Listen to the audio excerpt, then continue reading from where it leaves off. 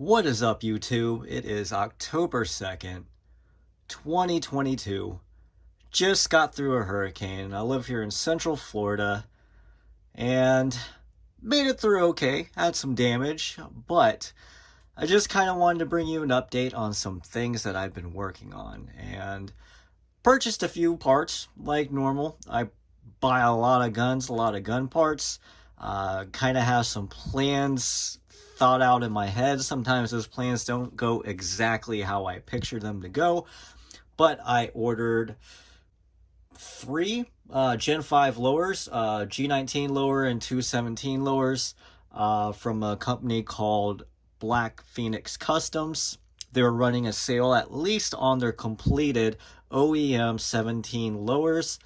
They're like $170 a piece. Shipping was very reasonable. Their G19 lower, which is right here, it was OEM complete, not stripped. I think it was 240. So the G19 lowers are a little bit more.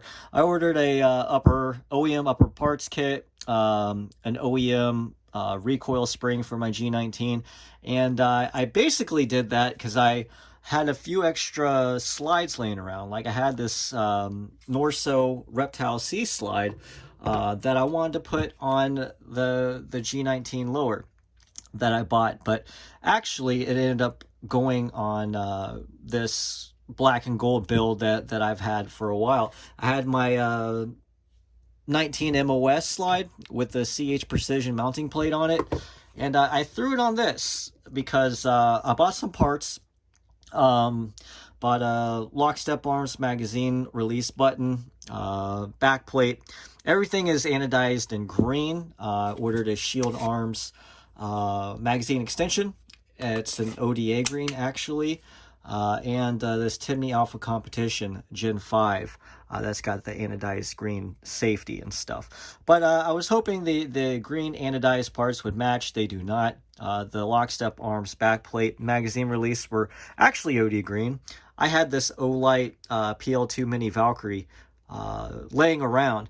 The reason why you see so many Olights on my pistols, not because I like Olights, because I invested about $1,000 into Olights a couple of years back, and I was able to get like 20 Olights. I think it was like 20 or 25 of them for $1,000. I thought they were going to be the next hotness. They're not bad for what they are. I actually haven't had any issues with my Olights, and I'll keep on running these particular Olights until they fail. But eventually down the road, I'll probably upgrade to Streamlight, Surefires, Mod Lights, Cloud Defensives down the road. But I mean, $1,000 would only buy me, what, 3 Surefires? So, 25 lights compared to 3 is a big difference. I've pretty much outfitted all my pistols, all my rifles with lights, which is kind of nice. So, but anyway, that's why I kind of want to explain why you see a lot of Olights in a lot of my rifle and pistol builds. But anyway, enough on the Olight tangent. I'll go over some of the parts, why I picked them. I was wanting to make kind of an OD green Reptile C Norso slide build that I had this slide with. Put a red thread protector on the threaded barrel to make it look like a serpent tongue. I thought it would look cool, right? Didn't end up going quite as planned because when I put the Norso slide on this lower with all the parts that I put on it, and it's all OEM as far as the internals, except for the Timney parts, which you have to have on there to run right. I just didn't like how the trigger felt with the Norso slide. I liked it so much better with this Glock 19 MOS Gen 5 slide that I have on it. And like all my Glocks, I polish all the internals from the safety depressor plunger right here. I polish the safety right here. I polish the firing pin assembly. I polish the locking block where the slide rides on these 4 points of contact. I'll polish the trigger bar, I'll even polish the cruciform, the connector bar, and the trigger return spring. But since you had to take out the trigger return spring and put in this proprietary, it's almost like a trigger housing. It's a smaller trigger housing you put into your trigger housing.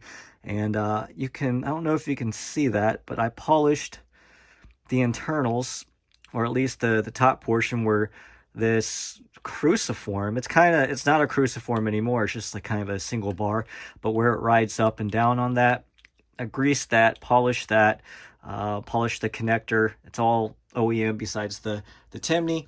And then it's got this proprietary trigger return spring here, which is what you can kind of see that spring right there held in by the locking block. That's what allows the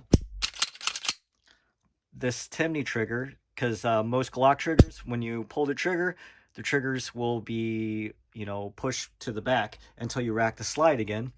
And this one, you're able to practice your trigger pull, which is kind of nice. You can see if you're pulling the trigger to the left or down to the right or up or whatever it is, which is kind of nice. You can do some dry fire practice a little bit better with a Timney Alpha Competition. Now, out of the box, this Timney Alpha Competition trigger was pulling at 3 pounds, pretty much exactly 3 pounds. And it's consistent, which was nice. After I polished everything, it ended up taking the trigger pull down to 2.5 pounds. So it is a very, very light trigger pull.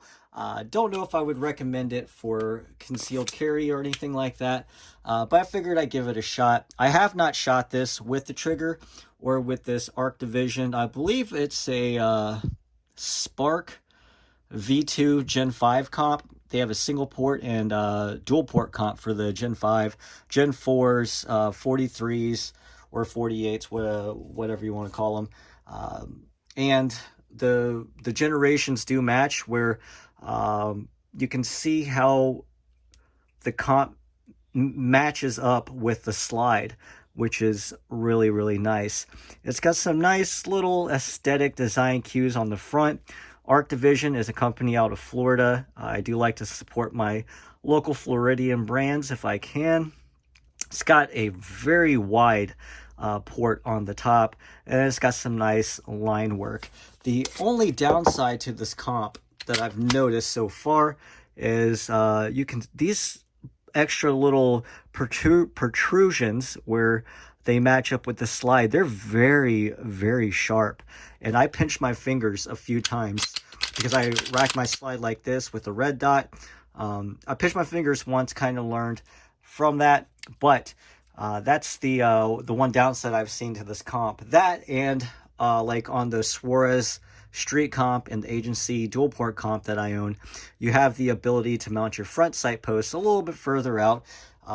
Not that that's a big deal, but that is an extra feature, in my opinion, for those particular comps. But I haven't taken this out to the range yet. Like I said, I have been kind of cleaning up from the hurricane. I will see how well this runs with just factory 115 grain ammunition.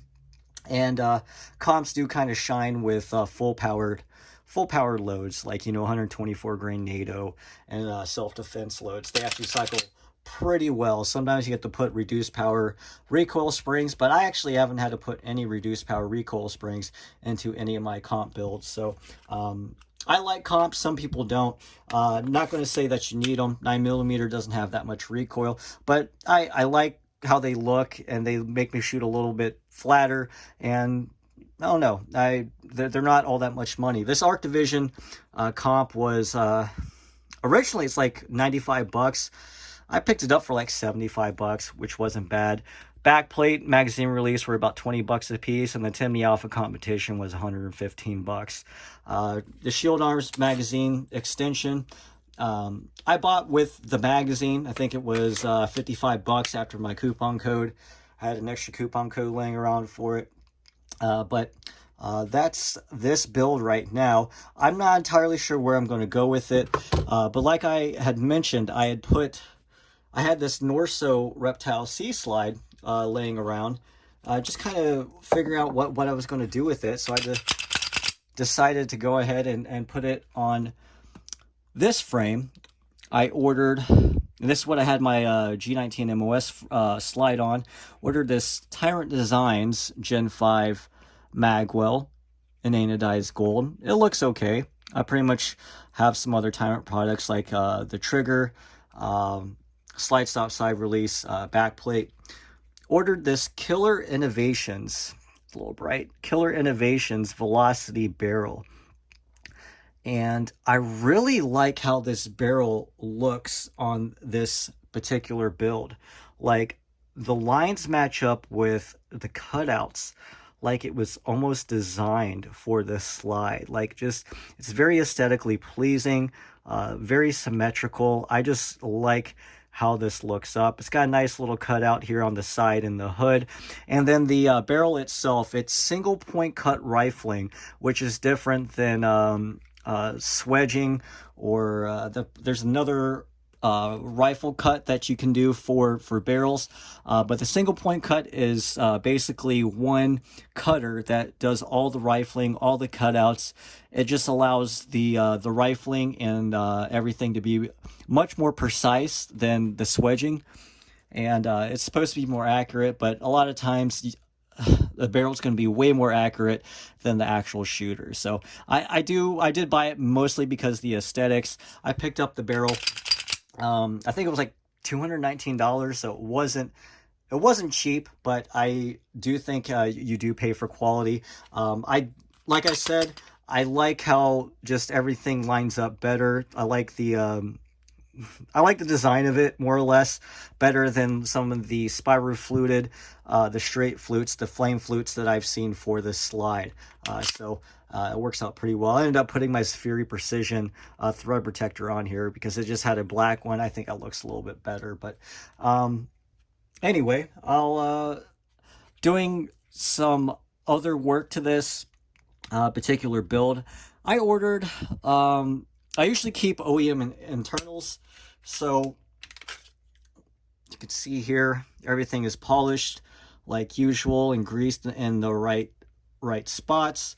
I haven't broke this particular barrel in on this slide yet. That's why you see it's nice and greased up. It just allows the barrel to break into the slide a little bit better after you shoot. You know, I usually shoot about 100, maybe 200 rounds out of something before I'll wipe off all the grease and just run it, you know, basically dry, except on some of the contact points. But that's just what I do. You don't have to do it. It works well for me. But anyway, I ordered a few other parts for this, and since it's basically a black and gold build, I ordered a I think it's like Centennial Defense.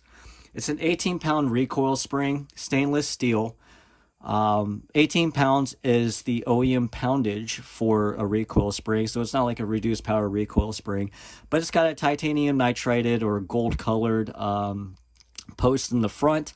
I ordered a 17.4 stainless locking block that's titanium nitride coated. Stainless, the 17.4 stainless is definitely an upgrade to your metal injection molded. Locking blocks are one of the few parts I've actually worn out on pistols before. Not that I've, it's very common, but you can wear it out. It's definitely going to be an upgrade. And then I ordered some upper parts, an upper parts kit from L2D Combat Gen 5 upper parts kit, but it came with a titanium nitrided depressor extractor plunger, and that'll kind of give this build an all black and gold build, which is kind of nice. And I even painted the front sight post and with the gold nail polish that I had going on. It's a little, turn up the brightness, there you go, you can kind of see how that works out.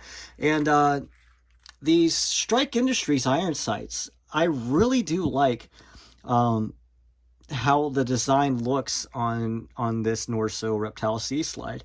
I picked these suppressor height Strike Industries iron sights up for $28 for both the front and the rear sight, and for the money, I'd say that they're really, really nice. Like, it's a U-notch. I'd much rather have a square notch, and I do like fiber optics in the front at least, but this works for the price, at least for I'd pay that just for a decent back sight. I do like that post in the back. And I don't know, for the money, I think they work well. Another thing I think works well is Strike Industries Magwell. Work just as well as the Magpul in my opinion.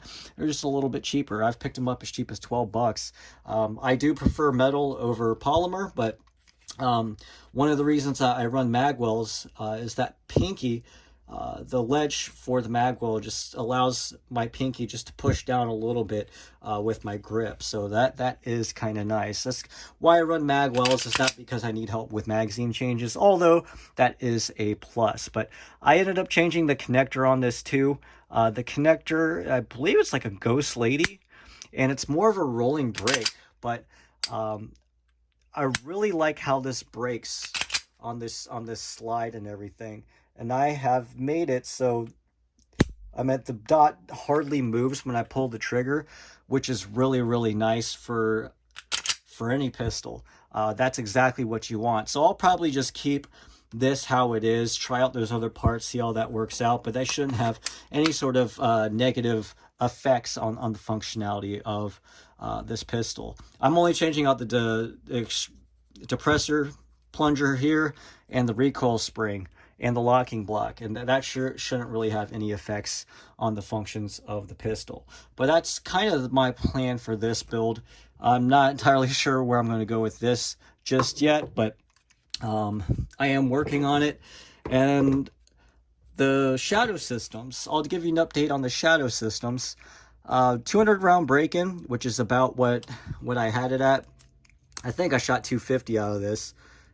This light's a little bright, so I'll pretty much have it co-witnessed on the dot, whereas my other ones are not because of suppressor height sights. But anyway, in my initial unboxing and stuff, the recoil spring was very loud and squeaky. It's still a little bit squeaky, but it's definitely smoothed out a little bit. And the trigger's gotten just a little bit better, a little bit crispier. So kept everything stock. I'll probably order an XR 920 so I can change out the slides and frames so I could have any combination of DR 920, MR 920, XR 920, or MR 920L with those two pistols. And then I just added this Strike Industries magazine extension, which I like the black magazine extension on this firearm more or less better. So it's a good weapon system. I just wish it was Gen 5 rather than Gen 4. But for a factory pistol, man, Shadow Systems did really well. I have ordered another part for this, and this has one of the smoothest actions I've felt on a Glock. And that's mainly because of this Firing Squad polished stainless steel barrel. Like, it's super slick. And I do grease it and oil it down, just making it a little bit slicker, but it's got one of the smoothest actions I've ever felt on a Glock pistol. But you can kind of see it's got like 50 shades of gray going on. I wasn't exactly sure where I was going with this. I talked to my Cerakote painter, and he said that the tactical gray H227 would match the MDC gray really well. So I'll probably just end up Cerakoting the frame. I'll probably get an Overwatch Precision Half Moon magwell for this in gray. And I just bought a Trijicon RMR Type 2 adjustable 06 for this, and it's in gray. And I don't know if it's going to match. I may get the Suarez Street Comp Cerakoted when I get the frame Cerakoted so it can color match. It is MP3 coated. It kind of looks odd. I might just take it off completely, but I ended up changing out the connector. I've tried out a lot of different connectors for this, trying to get this trigger to be a little bit better for me. It's a hardwall trigger.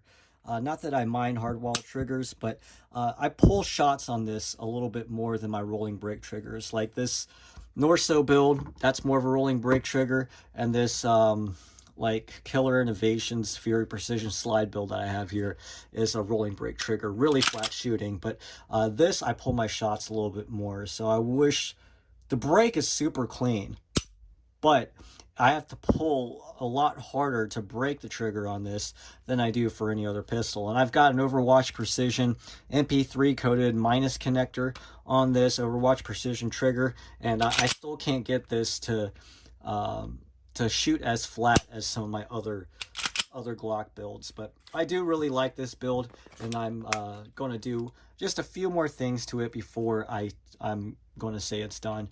I do like the red dot on this, but it's a nice big window, but I don't think it goes well with this particular slide. So I just think I don't know, just something doesn't look right to me. So that's why I ordered that Trijicon RMR Type 2. Plus, I got a really good price on that Trijicon RMR Type 2 with the cash back on my next order, and with the discount. That RMR Type 2 adjustable in gray, and it only ended up costing me $420. So I figured for that I trialed a Trijicon RMR Type 2. And then I did change a few things out on this particular build. Again, you listen to how smooth that is. It's just a very smooth slide. And I changed out the connector. I bought a special Ghost connector where to file it down. I forget what it's called. Ghost Ultimate, maybe. It came with some extra springs, like a reduced power firing pin spring, and a safety depressor plunger, or a safety spring, reduced power. And I ended up changing those out.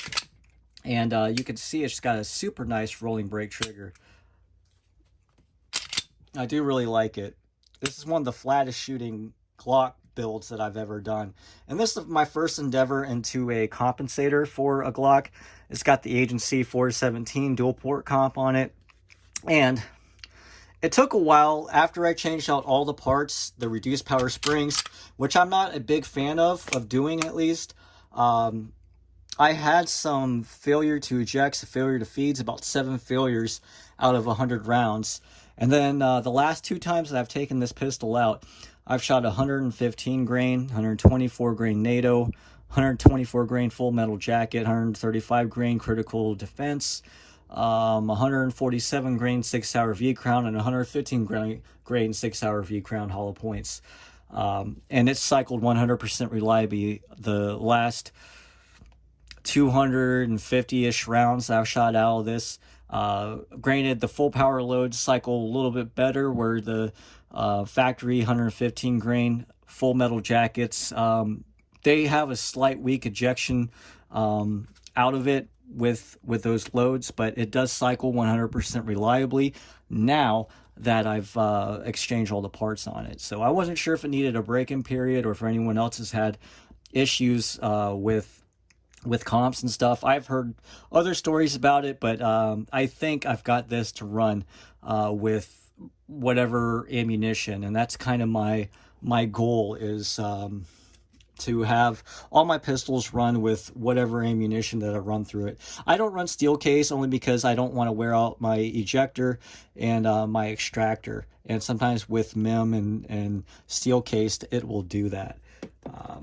But I've got the 17 lowers in waiting at my FFL, and the reason being is I ordered 3 at one time, got sent to my FFL. I only pick up one frame or lower a week, and that's just to keep the ATF out of my life. The less the ATF knows about me, I think the better. It's worth the extra $5 a piece for each 4473 in order just to keep my FFL from not filling out that paperwork. But I've got this 17 Gen 5 slide. It has some night sights on it. I may send it out to a company called Wager Machine and have an optic cut put on it, like an MOS slide, except it's going to be a little more robust and a little bit lower than an MOS slide. And then they'll Cerakote it, reinstall your your sights and your upper parts in there. And I believe with shipping to them and back to me, for the slide work and for the Cerakote, I think it came to 140 bucks. So I may do that with one of my 17 builds. And then with the other 17 build, there's a company called Thrash Tactical, and I actually ordered a magazine extension from them. And I really like their slide work. I like their Cerakote work, at least from what I see on their website. A little expensive, especially since I'm going to have to order a blank with it. But I will probably do a Thrash Tactical build for that. And then I'm in the process of trying out some magazine extensions. I ordered this one from Arc Division. Not a bad looking magazine extension. Hold on. I'll show you what it looks like. So I basically put it in some of my gold builds. So you can see it looks like it's missing some material as opposed to like this Tyrant one. It's just the footprint's going to be a little bit larger on some of the other ones, but it's got nice cutouts in the front, on the side, and in the back to give you just a little bit better grip if you need to rip out the magazine. And I've got the shield arms, which always goes well. It's a heavy magazine extension, but it's got some nice cutouts here to help grip it as well. Nothing in the front and back. And the Strike Industries base plate, it's actually in Titan, but I used to carry this with the MOS slide just like this. But I'd say that looks pretty sick. And once I get all the titanium and gold parts in this, it'll look very, very good, in my opinion. So I am working on trying out a few other parts. I do have ordered 3 more AR-15 lowers. I've got a M4E1 lower that I'm going to be working on with 12.5 build. I've got a Radiant ADAC lower on the way, and I've just got a regular forged lower that I'll probably work on another build for. But I kind of go through these different kicks. Like I've been on this pistol kick lately, working on some pistol builds. I do believe after I'm done with the G19 lower and the 217 lowers, I'll probably be done with Glocks for a while. It's probably all the Glocks that I'll need. I'll have 6 Gen 5 Glocks and a Gen 4 Glock with the Shadow Systems. And I do like what Tactical Toolbox does. He does a lot of builds, but he did pretty much a build for every flagship pistol, at least, you know, polymer framed, double stacked 9mm striker fired pistol. You know, he did a build for like a CZ P10C or a P10F. He did a build for 6 Sauer P320, a Smith & Wesson M&P 2.0, even like a Walther PDQ. I'll probably do a PDP, an FN509, and an H&K VP9, all the flagship pistols for every major manufacturer out there. I like that idea. I'll probably end up doing something like that down the road, just because I don't think you need to change out parts on any of your pistols and stuff, but I just like to. I like to tinker. I believe the more that you tinker with things, the more you start to understand the platform.